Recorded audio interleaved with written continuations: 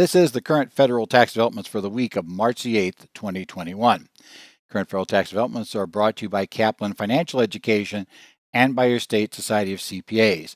I'm Ed Zollers, broadcasting again here from Phoenix as we get ourselves a little bit further into the month of March, heading up on our first tax season big deadline, the pass-through deadline of March 15th, and getting ourselves for all those wonderful extensions for the pass-throughs for the next week. Good news is they normally don't owe tax. I guess S corporations could, but this one's a little lower stress because it's not really as big a deal on figuring out what they should be paying in. The next one becomes a much bigger deal. As we all know, the ones that come up in April, well, those tend to have tax liabilities that are going to go with them. But we're going to work on what we have now. And we're going to talk about some of the things that happened this week. And I want to talk about some of them I don't really have a lot in terms of current. In fact, the big thing right now is I don't have a lot in terms of current detail. We'll talk about it, give you some references here, but I don't have an article on them because they're not going to be around too long. Or at least one of them is not going to. The other one's going to be revised, so we're going to need more. The first thing that happened this week is, even though we're less than a month from the end, apparently, of being able to get draws under the program, the SBA this week issued brand new guidance on the Paycheck Protection Program loan issuing process, implementing what the president had told us a week ago was going to be the changes to the program, and we'll discuss some of what's in their guidance.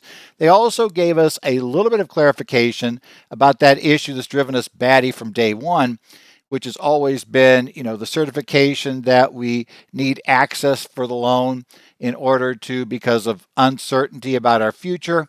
We'll talk about how that applies to the second draw loans. And generally, it's good news for those who qualify for it. So we'll talk about that.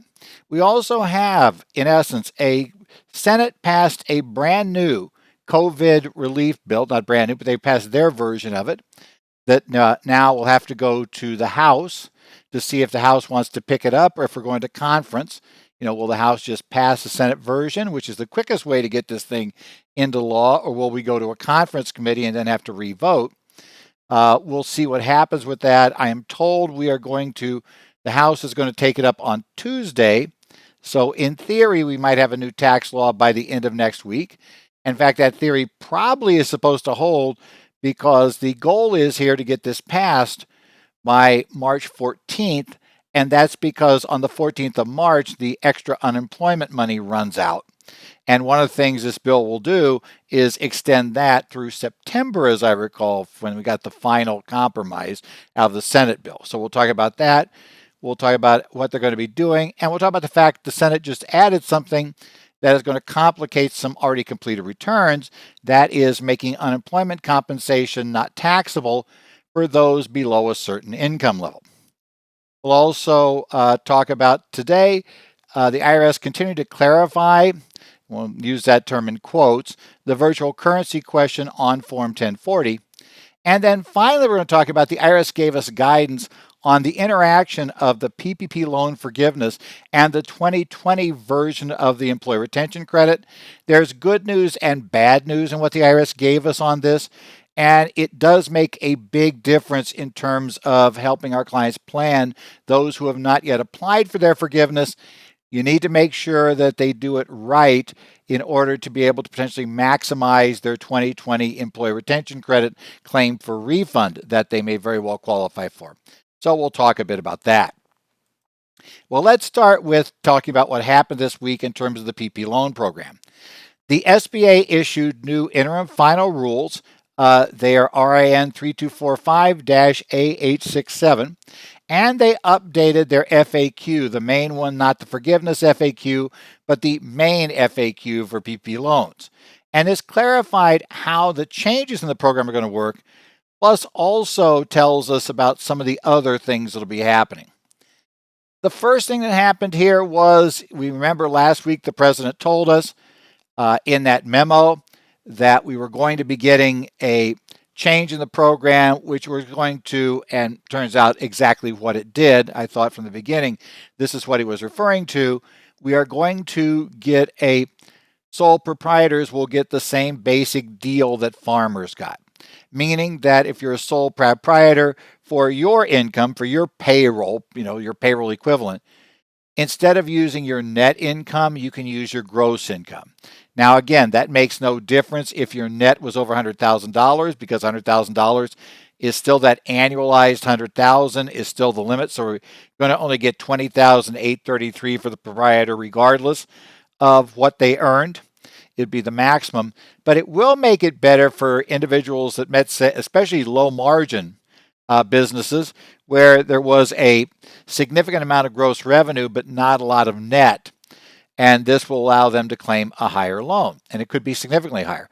Now, with good news comes bad news, and the SBA clarified, and the AICPA is complaining about this now, but if you already got your loan, so let's say you applied right away, as soon as they opened up, you went, you got your second draw loan, you applied for it right away, and you got awarded it based on, whatever your 50,000 of net income. So you only got, 10,000 some dollars in your loan. That's all you're going to get. You cannot reopen an already issued loan. If the loan has already been issued and funded, you can't pull it back. They do allow you to pull it back pretty much before that date. So if you have an application in process, you could pull it back and reapply for a larger loan based on gross revenue. But if you've already received your loan money for the second draw, tough luck. You're not going to be able to go back in with second draw and get another extra disbursement. AICPA is complaining about that. My guess is, though, Congress has got enough on their hands right now trying to get this reconciliation bill through. And I doubt they're going to want to try to add more things to the bill at this late date. Again, remember, they are dealing with a very narrow margin in the Senate. So I don't think we're going to see it extended unless there is a bipartisan buy-in on extending the March 31st date into the future. And it's not clear if we'll have that. I think that's really open question. And finally, the FAQ they issued. So they added a bunch of extra questions on the FAQ, but they went back and added to question 46, if I got my numbers right. That was one that we talked a lot about last year when it came out. And that was the kind of development over time about that question of, do you actually need the loan? Is the loan necessary for your continued operation? And remember, we went through the entire Ruth Chris Potbelly Subs and Shake Shack situation. And we had Marco Rubio telling us he was going to haul people in front of the committee because you didn't need the loan, you shouldn't be doing it, all those sorts of things. So all of that went on last year. And then after all of that yelling and screaming, eventually the SBA found that now people weren't applying because they were just, they probably needed it, but they didn't want to try to worry about, would they be deemed to need it? So then they said, okay, anybody less than 2 million is automatically deemed to need the loan. So we're not going to ask that question. You're deemed to have shown a need, reasonably expected you might need the loan. Now the SBA is going on and telling us how this applies to the second draw loan. And effectively in the FAQ, they tell us that in the second draw loan, because you have to show the decrease in revenue, you have to show that your revenue is down 25% from last year. Because you have to show that decrease in revenue, they're saying that in and of itself proves the need. So that decrease in revenue means that effectively, even though you have to still make that certification, it's essentially a non-event as long as you properly figured out that you had a drop in revenue. Now, if your revenue didn't drop, well, you've got other problems anyway. But in theory, that's what they're going to do. So again, that question, some people were concerned about that, saying, well, I had a drop of 25% in the second quarter last year, but I really didn't have it that bad the rest of the year. And we actually came really close to 2019's numbers, once we got past the reaction in the second quarter. We all remember, as soon as we got the COVID call last year, things got a little messy and a lot of people got, things happened and it became very difficult for a while to work, and some businesses were kind of shut down or people weren't going. Eventually they came back up and running. So bottom line, yeah, even those businesses appear to be okay under this rule. So in any event, we have that going for us. Next up, let's talk about what the Senate did to the American Rescue Plan of 2021. It was on March the 6th, when I'm recording on the 6th. It did pass out of the Senate by a vote of 50 to 49. There was apparently one Republican absent, so the vice president did not have to cast the deciding vote. But it was a party line vote of the 99 senators there. All of the Democrats voted in favor, all the Republicans voted against. So it's a party line bill, which is not all that surprising for anything that goes through the process for reconciliation, because that kind of is how the main bills appear to be going through these days. That are when a new party gets power, they're going to use reconciliation to get the bills through the Senate. That's just the norm. It has some quirks, but we work with it. Now, the big thing the Senate did, though, was they made some changes, but in the tax arena, the big change they made in taxes is they are going to make up to $10,200 of unemployment compensation not subject to tax in the 2020 return. And yes, I did say 2020. That means that the returns have been filed to date that show unemployment that are eligible for this. We'll talk about who's eligible. They will probably need to amend the return in order to get the refund back. So there will be some amended return issues that will float out here. I was asked today, is it possible the IRS may automate the refunds? Anything's possible. But I have a feeling the IRS is going to have to be issuing those checks again. And because the check system is going to be in there, supposedly what we're going to find now is, I'm going to bet that we are going to instead see the need to file amended returns. I was also asked, had anybody ever seen, a change in the tax law this late that was retroactive, into the prior year? And yes, although probably this will be a couple of days later than that. But on March 7th, 2002, that was when bonus depreciation was added to the tax law. And that was specifically added to deal with the economic impact of the 9/11 attacks in 2001. And they finally cut a deal in March of 2002 to retroactively make that change. And yes, I do remember all the amended returns to go back and fix the depreciation to get the numbers that we wanted. I would say that may be a possibility here. We'll have to keep our eyes on it. I will also warn you, if this House does not simply vote in favor of the bill and they want to go to conference, it could get interesting and the bill may not go through because they don't have any votes to give in the Senate. I have a feeling there will try to be some sales on the idea that, look, we got the Senate to vote for this. If we go to conference, we have to send it back over there. And if we lose one person, we're sunk. So we need to, just accept what you got and go forward. And we'll just have to deal with anything else otherwise. My guess is that's probably how they'll deal with it. It's similar to when we saw the Tax Cuts and Jobs Act when it was passed.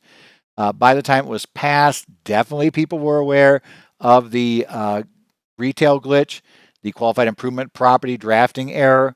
But the reality was that the margins were so tight that they absolutely did not want to go back and try to vote on it again. Because if they made that change, they'd have to vote on the bill again. That would open everything back up again. We just barely got negotiations done, so we're not doing this. Now, the unemployment has a cap. In essence, it is going to apply only to those with modified AGIs below $150,000 in the current proposal. Now, I'm basing this on what we've seen reported from people who have seen the bill. The bill was not available for posting when I went to record this on Saturday afternoon, actually early Saturday evening at this point. It's not available, so we're working from that report, and mainly the reporting of Richard Rubin of the Wall Street Journal on Twitter has indicated this, and it's in line with what other people are reporting, so I think it's probably correct. And he did indicate that this is his interpretation based on the language, but so far there's nothing he can link. There was nothing at that point, he said, that he could link to that would let us all take a look at it in detail, because they're still putting all the pieces together. Now, as he noted, it's going to be, the way he reads it, a cliff test. That means you go $1. You have to have modified AGIs of probably $150,000 or less. That means if you have $150,000 and $1, of modified AGI, you will suddenly potentially have $10,200 added to your taxable income. That's going to create some wild marginal rates there right at the edge, depending upon, one piece of income in or out, or, doing things like, well, can we make a deductible IRA contribution that might actually, end up, if we do that, that may end up saving us more money than we're paying out. So maybe it becomes money ahead to throw it to the IRA. So yeah, and the problem with something like that, though, is that means you would have to get the amendments done, or at least get the contributions to the IRA by April 15th. So that's going to put some pressure on if you have clients that are right near that 150 cutoff point. And the other weird part about the 150 is Richard Rubin was reporting that appears to be it's the same cutoff if you're single or married. So we're going to get another huge marriage penalty apparently out of this, assuming they don't change it. And as I said, I have my doubts about them changing it. This is very much, I'm sure there are glitches, but it's very much like the retail glitch. That's great. Really bad that ended up in the law, but we absolutely cannot risk going back and voting on this again. So I have a feeling we're going to be stuck with it for a while. Okay, next up, we actually have stuff we have articles on now. The IRS modified their frequently asked questions on virtual currency transactions webpage. And they added a question to it. This is the IRS on March the 2nd came up with this, and they modified question and answer number 5 on their virtual currency page. Now, you all probably have all years taken a look at that question right at the top of the Form 1040 that asks if you bought, sold, or otherwise acquired a financial interest in virtual currency this year, yes or no. Now, seems like if you think about it for a second, if I go out and buy virtual currency, right? I buy virtual currency. I pay cash, I buy virtual currency.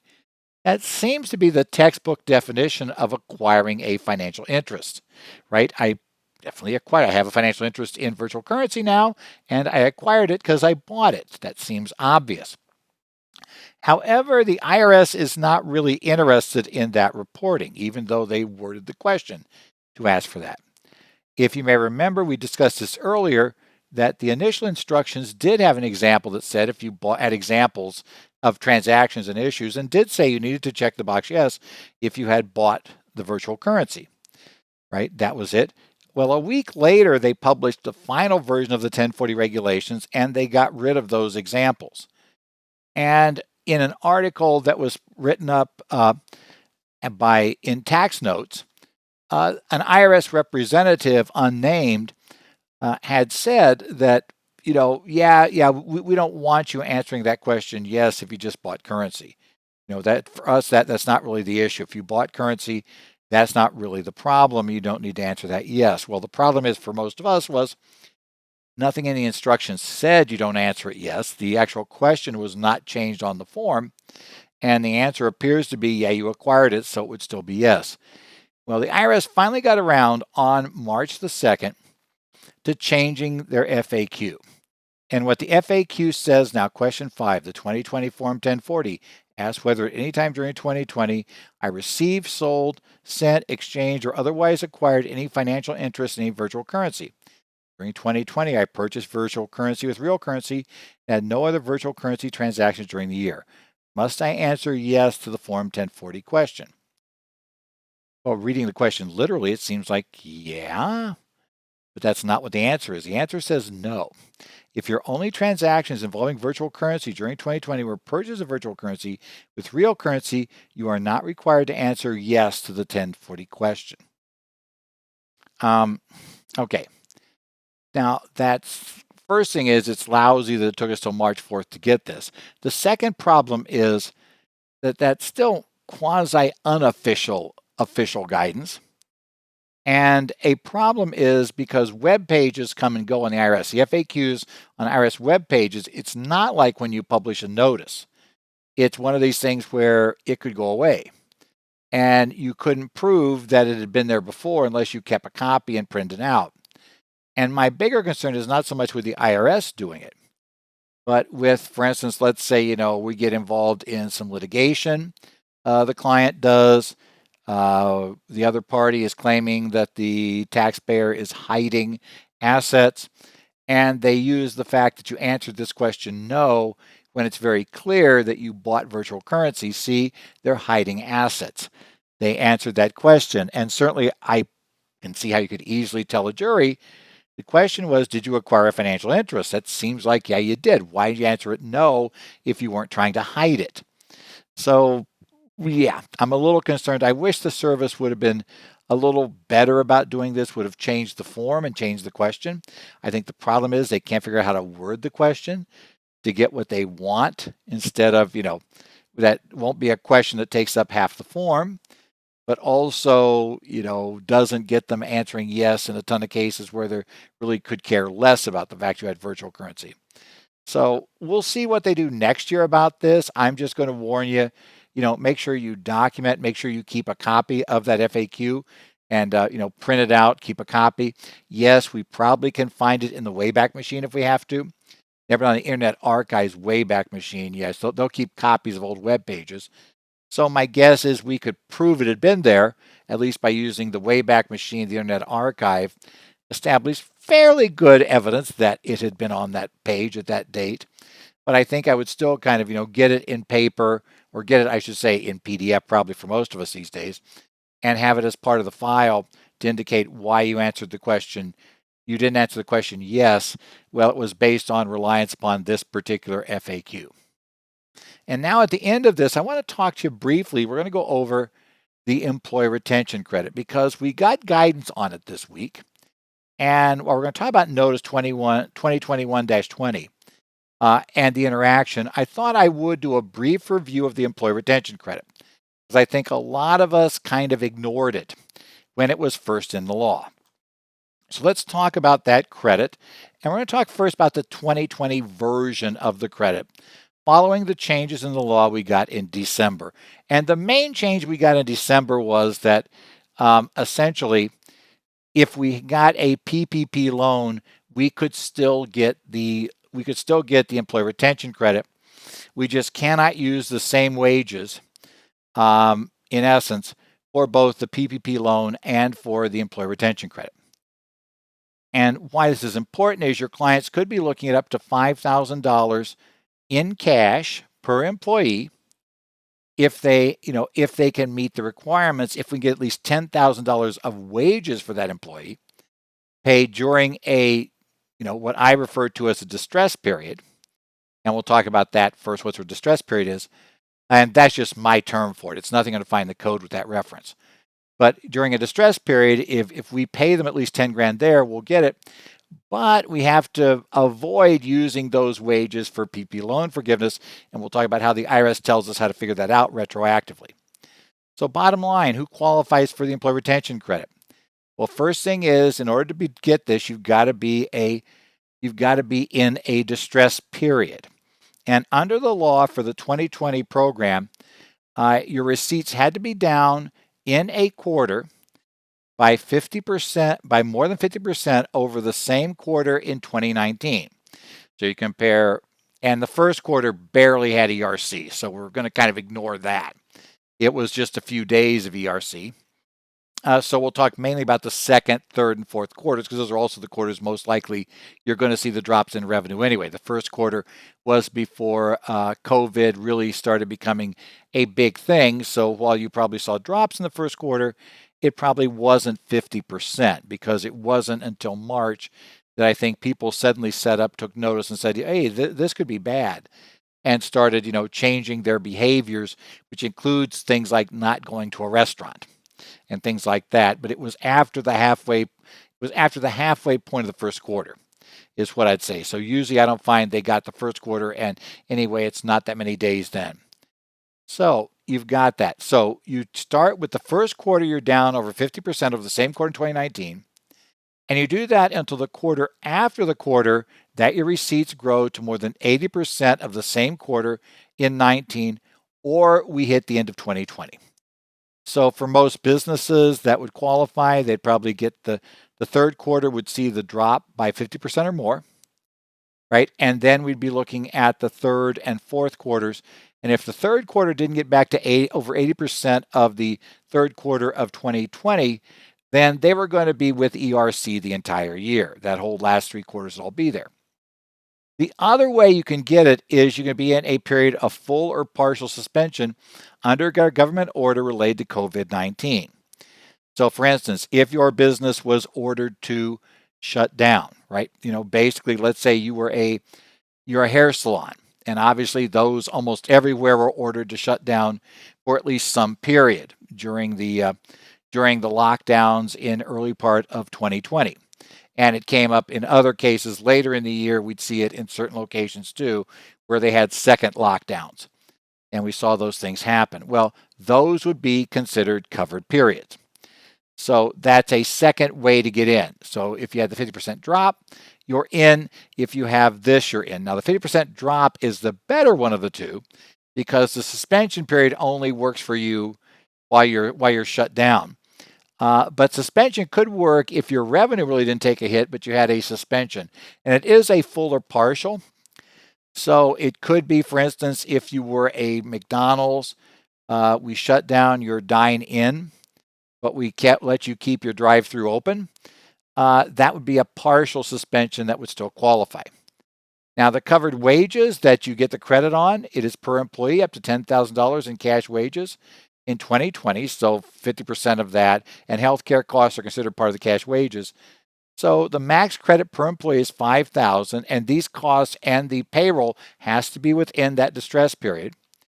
The wage dollars cannot be used for PPP loan forgiveness. That's going to be that's a key thing that we got in December, right?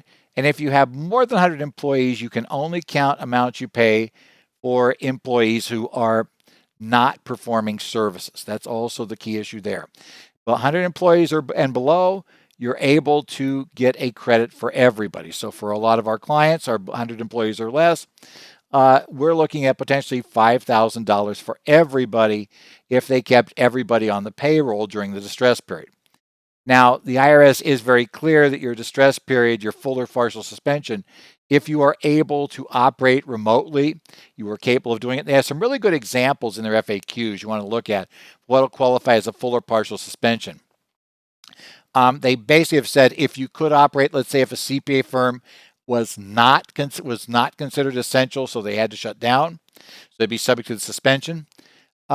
Most of us can operate remotely. Now, they do have some special examples there. If it takes you more than 2 weeks to get up to speed because you weren't ready to go remotely, that could still qualify as a shutdown. It's kind of an interesting example they put in the most recent guidance. So we have some examples there. So if you have questions, I definitely would say go into those examples because there's a lot of good clarifying issues there, especially for the full or partial shutdown. Now, how you claim the credit is you have to reduce the payroll tax deposit by the amount of the credit was the way you did it supposedly last year. But remember, last year, if you got a PPP loan, you couldn't claim this credit. So most of our clients who got PPP loans were the ones who were impacted by this and would have otherwise got the ERC. They went and got the loan. Well, they didn't do that, but that's the way you'll do it, and you will do it that way in 2021. So keep that in mind. We'll look at that. If you have a credit in excess of your entire payroll tax deposit, you could get that refunded on Form 7200. Form 941 at the quarter reconciles. The same will be true this year for the periods this year where it's here. And we would have to file now, though, because we just got it for people that got a PP loan. We are just now able to, hey, they qualify for an ERC to the extent we can find non-forgiveness wages to use. We're going to file 941Xs to get those refunds. And again, $5,000 per employee, it's worth going after. And I think you may find for some clients it would be a significant number. Now for 2020, we changed this. For 21, I should say we changed it. And the red on here is what's changed. Distress period, we kept the standard period of shutdown. So full or partial suspension is still the same as it was before. But now if your receipts are down by 20% or more over the same quarter in 19 in either the current quarter or your prior quarter. So apparently for the first quarter of 2021, if our receipts in 2020 were down by more than, in the fourth quarter of 2020, we're down more than 20% over the fourth quarter of 19, then we're going to automatically qualify for the first quarter of 2021, I should say. The shutdown rules are still there if you're there. And then on covered wages, it gets interesting. Two big changes. First, instead of 10,000 in wages per year, it's 10,000 per quarter, right? And the credit will be 70%, not 50% of the wages. So that's also a significant change. Still, again, you can't use the wage dollars for PPP loan forgiveness. And now, instead of 100 employees, at which point then you've got to be paying it for an employee who's not currently performing services, now you can take that all the way up to 500 employees. So bigger organizations can get credit for the full amount paid, 70%. So instead of $5,000, remember $10,000 for the full year on all the wages and healthcare costs you paid for them during the distress period, $5,000, 50%. Now it'll be 70%, and it's $10,000 per quarter. So potential max of $20,000, $14,000 for the year. And the same thing as before, we do that. One other neat thing, though, is you can obtain an advance payment for the quarter right up front, a check up front, equal to 70% of your average wages from 2019. Now, you'll true this up at the end, right? And you have to have 500 for your employees to get it, but you could ask for the money up front instead of getting it during the quarter. You have to decide if you want to take that risk, because you could have to pay it back, the extra. But you would get cash flow up front if you go for that. So that's involved with this, right? So it makes it kind of interesting, that 70% rule the whole thing. Now, the bill that the Senate's considering did not touch the House rule here, which would extend this all the way through the end of 2021.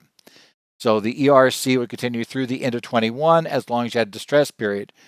So that means now instead of 14,000, conceivably, if you had somebody who was in distress for the entire year, they're down 20%, at least until the fourth quarter, they're down 20%. So they could always use prior quarter. They could get $28,000 for employees if they're down. So this one could be very significant. So keep your eye on that. Now, what the IRS did this week was they issued Notice 2020-2021. I'm going to quit saying 2020 here shortly. 2021-20. It's always bad this time of year because you spend all day doing tax work that's for 2020, and you got to keep reminding yourself once you finish your tax work for the day that you're in 2021 right now, not 2020. So the IRS issued Notice 2021-20, and one of the big things this does is it takes the FAQs they had on their website for the Employee Retention Credit, and it simply picks that up in whole and drops into the notice, which I already told you about the problem we have with these FAQs on the website disappearing when we talked about the answer to the question for virtual currency. Now we have it on the record. The IRS position on this published in the Internal Revenue Bulletin, that in essence it becomes a permanent record of this. So this is nicer. They moved it there, and they duplicated a lot of what's there, but they added some more details for things that were changed in the law and gave us a few more examples, especially of what qualifies as a partial suspension. So it was kind of nice. Now, the big issue is this particular notice. They tell us, look, this only governs the 2020 ERC. It does not govern the 2021 changes. That guidance is still to come. So you want to keep your eyes open for the 2021. So right now, this is looking back into 2020, and we're going to be working on the planning.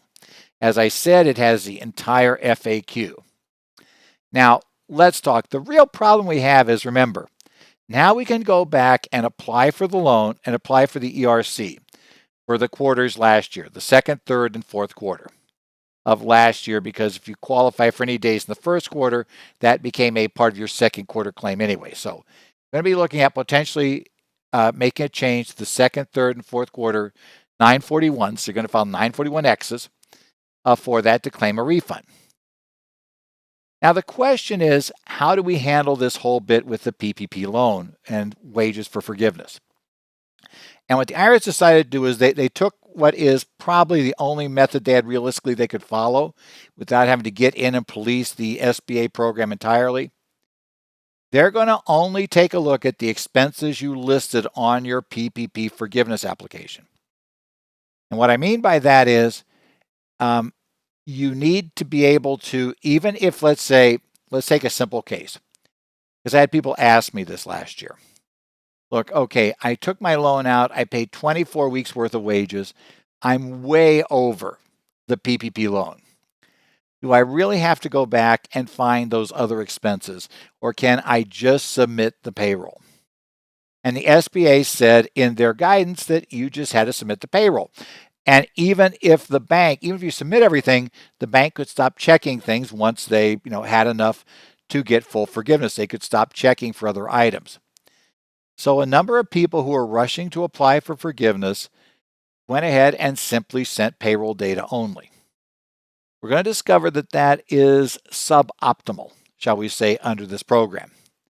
Because what's going to happen here is the PPP loan application is your only reference. So we're going to first start out and assume every wage, and remember, you list details, every wage that makes up the total that you put on that form, those wages are going to be considered to be used for forgiveness. Now, there is a way to recover a chunk of that. You can take a look at the application form, the wages you put there, the other payroll costs like the retirement plan and the state unemployment that count as payroll costs, but they do not get you ERC. So we could take a look at that. We could then look at our mortgage interest, right, and our other utilities and rents, those things. And now we have the others that were added by the end of the year act. We're applying now retroactively, so we could add those in. So what I can do is I can go back and, based on the universe of wages on that application form, I can attempt to pull out only the minimum amount of wages I need to get forgiveness. If you included enough other expenses on there, that number is probably 60% of the original loan. You always have to have 60% of the loan proceeds as payroll costs in order to get forgiveness. So you take the 60%, now I start working it down. I'm trying to free up ERC wages. So first thing I do is take the 60% and I reduce it by my retirement funding and my state unemployment, because those both count and they're not eligible for ERC. So I'm using non-ERC. Then I'm going to try to backfill with the first wages I want to put in there are wages that would not qualify for ERC. So I want to look at wages that I paid anybody of more than 10 grand, right? In essence, I paid more than 10 grand of wages during the ERC periods. Well, only 10 grand counts, so don't worry about that. I'm looking for wages paid outside of a distress period, because I may very well have a distress period that doesn't overlap my PP loan.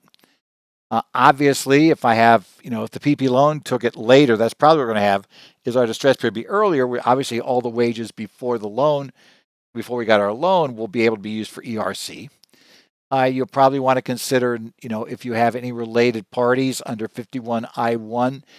And yeah, let's not get into that discussion about who you can't claim the ERC on for 51I1. I'm hoping the IRS will eventually clarify that more than they have. The real question there is, okay, I can't claim it if I own 100% of the S Corp. I can't claim it on my son, right? I can't claim it on my brother, my sister, etc., my father, if I hire them. Okay, good. Understand that. But since it says directly or indirectly owns as its controlling interest in the S Corp or in the entity, do I have a problem that since my son is deemed to own every share I own, and since I'm my son's father, and like I said, I can't hire my father, does this splashback effect, which almost always is going to occur, does that mean also the control person can't get it? That's been a lot of dispute. I'm not going to settle that dispute here, just going to tell you we have those issues. But obviously, if I have to use some wages, I'm going to throw those 51I, the ones I know for sure I can't get, the son, the daughter, the parents, the brother, the sister. I'm going to throw those into the mix for PPP forgiveness first. And, and then if I still don't have enough, I need more, I'll probably throw the owner in there too. Since I figure out we might lose in the 51I anyway, so let's say we use them and let's free up these other wages. So any ones I don't need, those wages that are in excess of what I need, I can identify, specifically decide what those are, and put that forward for my application for the ERC refund, right? And like I said, so that's key. But I cannot add expenses that weren't on the application form. So I can't go back and say, hey, all we did was wages, but I had all these rents and mortgage interest, and I had all these supplies that were, considered to be perishable that would count during that period. You can't go back and add those on per the IRS guides. It has to be what was on the SBA loan program. So that also means that a couple of things for us to help our clients. First thing, for the 2020 loans, if your client has not yet applied for forgiveness, right, they didn't get the application, you want to talk to them right now and tell them to talk with you before they do the application for forgiveness.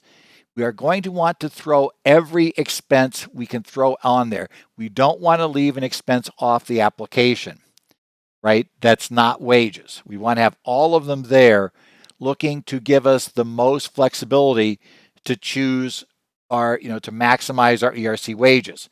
So even if you don't need the rent to get forgiveness, you don't need the mortgage interest, you don't need the supplies, put them on there anyway, because that will help us build a cushion that will allow us to not end up using more ERC eligible wages than we have to get our PPP forgiveness, right? Be sure you get, the pension plans in there, all those things, and you have to make sure it's for the right period, but get all that stuff in there. That's going to be crucial. Secondly, we're going to be doing some planning for 2021. While we don't have the guidance yet, we can start guessing. If it is extended for the full year, it gets more interesting with our planning, because we may not have a period that's not covered, or that our client's not, we're going to have to guess when our client's going to come out of coverage for ERC. That's kind of an issue. So, because what we'd like to do is have a period where they're no longer eligible for ERC that we could just devote to PPP loan proceeds, and that would free up our ERC periods. But if we extend the ERC all the way through the end of December, that won't work so well anymore. So it'll be planning. You need to sit down. Also, I strongly suggest you sit down with the Form 3508, the PPP loan application for forgiveness form. Don't worry about it. I know your client may use the short form, may qualify for other things, but you need to understand the 3508, the main one. Because what you are trying to do is work that form to minimize the wages and still come down in the end to getting full forgiveness. And what you do on that form is you compute three numbers, one of which is you take your payroll cost divided by 0.6, right? Take that number, you take the original loan, and then you take your total costs, which are payroll and non-payroll costs, reduced by whatever that, your percentage is due to FTE if you have to reduce, and take that, and you get the lowest of the three numbers. As should become clear to you, the payroll is going to control that 60% calculation, the one you divide by 0.6. So you're at that 60% payroll cost, but again, I'm trying to get non-payroll costs in there, non-ERC payroll costs, to max that up first. And then I want to have as much of the other expenses. So even if I have a reduction due to FTE or, to full-time equivalency not working, or I reduced wages, I'm still going to be able to backfill with those other expenses. And that's going to be crucial in applying for forgiveness so that we can then be able to maximize this. Now, what we don't know for sure yet, and the IRS is going to have to tell us this here pretty quick, because we're going to get to the end of March here shortly, are we going to make a commitment on the 941 to which wages we're counting, which we're not? Or is it going to again be one of those things where we can come back after we're done, amend, and claim the refund? Now, your client's going to probably want you to do it up front because they'd like to have the money now if they're struggling. But you need to kind of understand the planning here. How do we plan on this? How do we deal with it? And learn about it. I realize it's a lousy time to learn about maximizing it. We've kind of known this has been coming ever since this past end of December. Figure out your maximization strategy and start talking with clients. And certainly if a client does not have to apply for forgiveness before April 15th, I would strongly suggest they don't, so you have time to devote with them to make sure their application is set up right so that we can maximize their ERC for last year.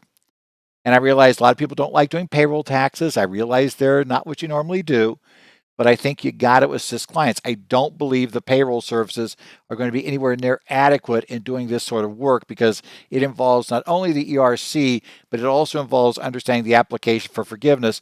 Whether we like it or not, we are the people that the clients, we're about probably the only people that the clients can turn to who can actually look across both issues, the loan application forms, the forgiveness idea, and the payroll tax concepts, and try to work out this maximization. So this has been the Current Federal Tax Developments here for the week of March the 8th, 2021. Current Federal Tax Developments brought to you by Kaplan Financial Education and by your state societies. I do keep track of some state societies connect sites, Arizona, New Jersey, watch Minnesota, Illinois to some extent, and Washington. So I'll keep my eye on some of those. So I'll try to answer questions there. I'm going to be watching this week what happens if we do get the new law. The new law does not have nearly the number of tax provisions that earlier versions did, so it's not going to be quite as interesting. But as we say, with the unemployment provision in there, certainly you have clients got unemployment, they're going to be calling you right away to try to figure out how that works. So we hopefully will be able to discuss next week. If it does become law by next week's session, we'll go ahead and we'll talk about what they did. Otherwise, take care. Have a good week. We're going to be starting, this will be the week when we come back here in a week. We'll be on the 15th of March, which is the day for all the extensions. So hopefully you get all your extensions together this week. You're ready for that final push in tax season, and we'll see you then. And next week, we'll talk more about current federal tax developments.